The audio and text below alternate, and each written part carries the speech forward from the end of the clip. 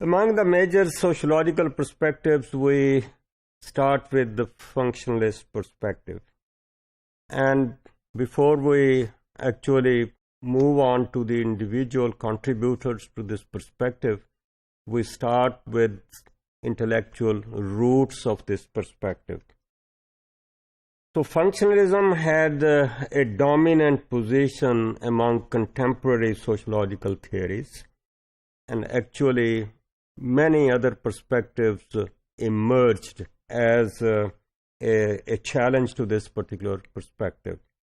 So due to its dominance, some sociologists like Kingsley Davis claimed that sociological analysis and functional analysis are one and the same thing.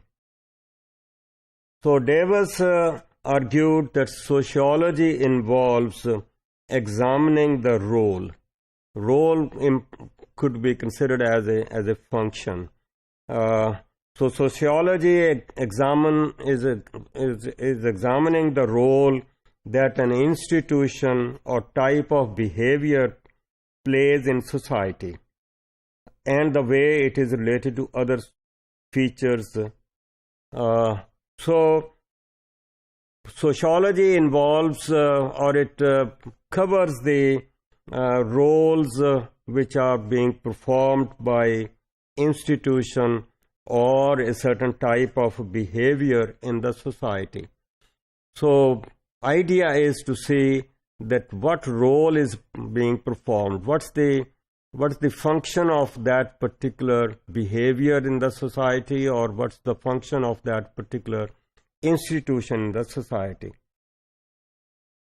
So that role or that function is explained in sociological terms. So the most important intellectual ancestors of modern functionalism are sociologists like Comte, Spencer, Pareto, and Durkheim. So among the anthropologists, Radcliffe Brown and Malinowski are to be mentioned. Comte, Spencer, and Pareto emphasize the interdependence of parts of the social system. So when we say interdependence, we are talking about the division of labor, and when there is a division of labor, then they are, let's say, playing certain functions, and each part might be performing a certain function, and because of this functioning, the whole system might be operational, or the whole system might be functional. So Durkheim emphasized on integration, or we can call it as solidarity, some kind of cohesion or cohesiveness amongst the people, amongst different, let's say, parts of the system or part of the society.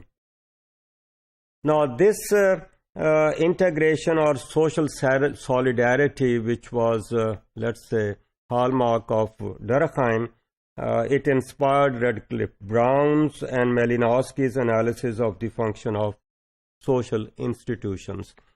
So Radcliffe Brown and Malinowski are the anthropologists who are again studying society at the micro level. So Auguste Comte, who has been considered as, let's say, founder of sociology, he derived his interest in statics and dynamics in society.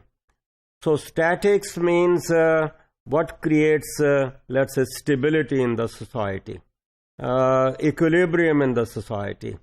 Dynamic, when we look at dynamic, we might be looking into the change.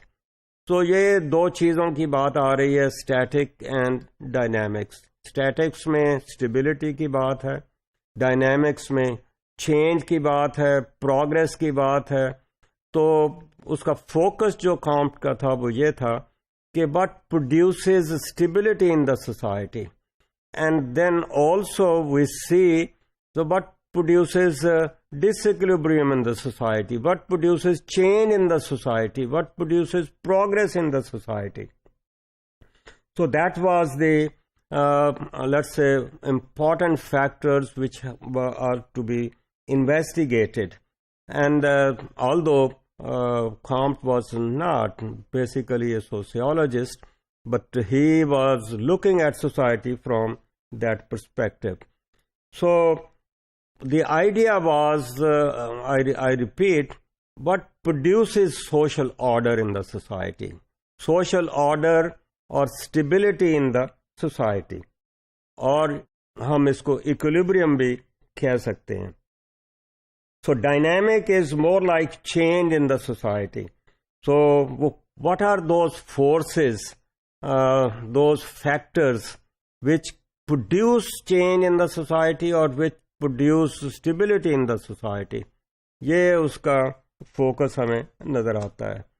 अगर हम Herbert Spencer की बात करें, so he was also a forerunner of functionalism.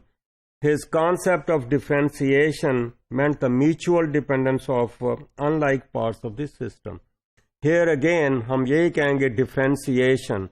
जब differentiation की बात करेंगे तो मे भी एक जो institution है या एक part of the system है वो एक किस्म का function play कर रहा है, दूसरा दूसरे किस्म का है, तीसरा तीसरे किस्म का है. Maybe again we can say there is a division of labor, and all this division ultimately contributes to the, let's say, overall functioning of the system. So in his opinion, differentiation is necessary for the interrelatedness and integrity of the system.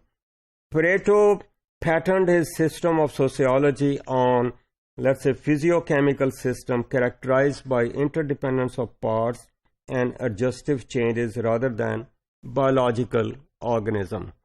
और ये पहली जो बात थी वो जब different parts की बात कर रहे हैं तो we can compare it with the human body. It has different organs और ये organs जो हैं वो different parts play करते हैं for the functioning of the total body of the human being. For Pareto, the molecules of social system were individuals with interests, drives and sentiments. So it provided a precise description of the social system in terms of interrelatedness and mutual dependencies amongst the parts. और ये जो mutual dependency है और interrelated है, it creates some kind of functioning society, equilibrium in the society, some kind of stability in the society, some order in the society. अब ये जो बात, ये जो approach है, Parsons, who is considered as one of the prominent persons in functionalism, borrowed Pareto's idea of dynamic or moving equilibrium that produces harmony to the system. So equilibrium is there, but it is a moving kind of equilibrium. Balance है, लेकिन इस balance में आप देखें change भी है, लेकिन ये सारी चेंज जो है ये एवोल्यूशनरी किस्म की चेंज है, रेवोल्यूशनरी नहीं है. So that is how systems adapt to change while maintaining the equilibrium.